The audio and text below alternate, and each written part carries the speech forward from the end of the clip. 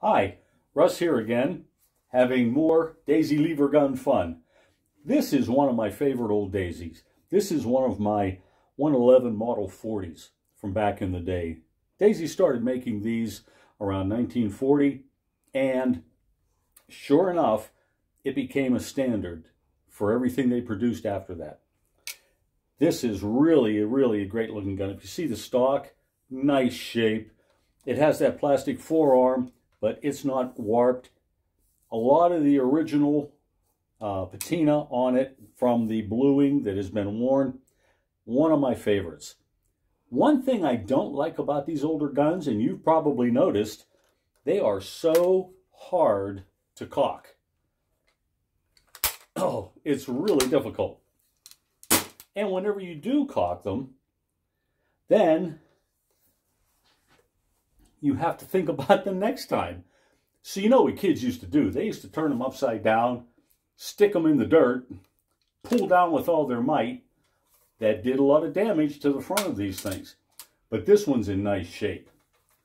And if you'll notice, these old ones went through a bit of a transition. They went from this style of cocking lever to push that plunger back inside to this style on the newer guns. Now you can see the difference in these. Everything from the trigger guard on back is about the same size. The big difference is where the pivot point is located and the length in the front. This is the part that does all the action inside the gun. This is the part that pushes the plunger. So I started wondering, what if you had an old Daisy gun and you lost or broke the original lever? Would you be able to utilize one of these or change things somehow? Then I got a little more critical about it. I took an old original. This is another 111 Model 40 that I've been working on. I took this and traced it onto a piece of paper. I thought all the profile looked exactly like what they're using these days. So I took one of a modern gun. This happens to be a, not a Red Ryder, but the receivers are the same. So I took one of these, laid it over top and traced it, and sure enough, the profiles are the same. Even this part. The big differences in these are, on the old guns that used that long cocking lever in the front, the pivot point is low on this part of the receiver. On all the newer guns, the pivot point is much higher. I don't know for sure, but I'm thinking Daisy did this as an innovation to make the gun easier to cock because it uses the same length plunger assemblies and you can interchange some of the springs. So I started wondering if there's anything I could do to install a new type lever into an old gun and actually make it work without modifying the lever. Now I know there are folks out there who will modify these. They'll stretch them out, they'll add pieces. But is there really anything you can do to keep it the same? Well, there are three things I came up with. Number one,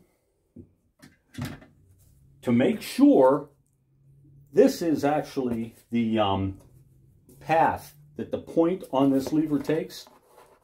If you trace it, it intersects that plunger the same way that this lever intersects the plunger.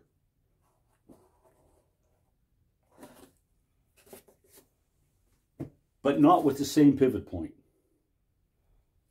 The three things that need to change are this. If you take an old original gun like this, you have to raise the pivot point. So I made a template to locate that higher pivot point. The second thing is to accommodate the way the lever swings. The old gun has a lot of meat right in here. A new gun has a lot less to let that lever swing down into this area. So you have to cut out a certain amount of the material on the old gun. Thirdly, if you look in here, there's a little bridge in front of the trigger. That little bridge isn't very wide because the new lever has a lot of meat right there, and it has to be able to clear that bridged area. I don't know if you can see that real clear, but it's right there.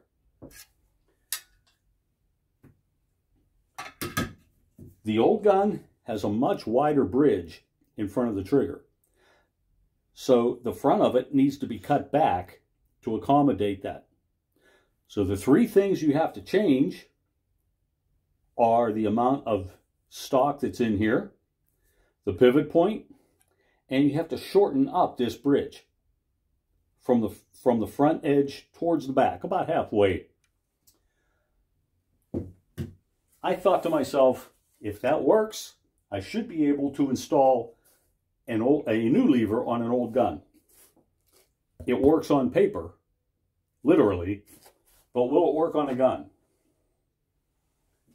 I just happen to have this old model 11140 with a warped stock that has a broken piece up here. The trigger wasn't working. I had to replace that. I pulled the piston assembly out to make sure it was clear. And I had this old beat up, brand new type lever. This is a new style lever. It just had a hard life. So I made the changes. I cut out some of the stock meat up there. I raised the pivot point. And if you can see this, I cut back the amount of space needed to make this lever swing. Well, the proof of the pudding, as they say. So the first time I went to cock it, it was much easier to cock than the original gun, and it cocks every single time.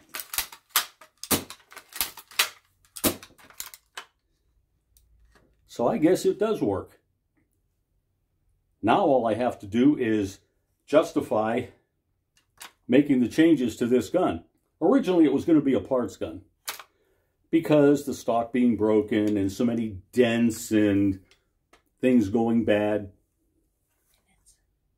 However, I just don't have the heart to get rid of it or tear it apart. I think now that I have it easier to caulk and I have a way of modifying it, I might put it in my project bin and turn it into something. It might end up being a tactical rifle, or maybe I'll shorten the barrel on it, or I'll find something to do, because the shot tube is still in great condition. Sometimes they're missing. I don't have the forearm, but, well, that never stopped me from making modifications before. Well, there it is, folks. Thanks for tuning in. And next time, maybe we'll talk about pistol grips. Thanks for looking.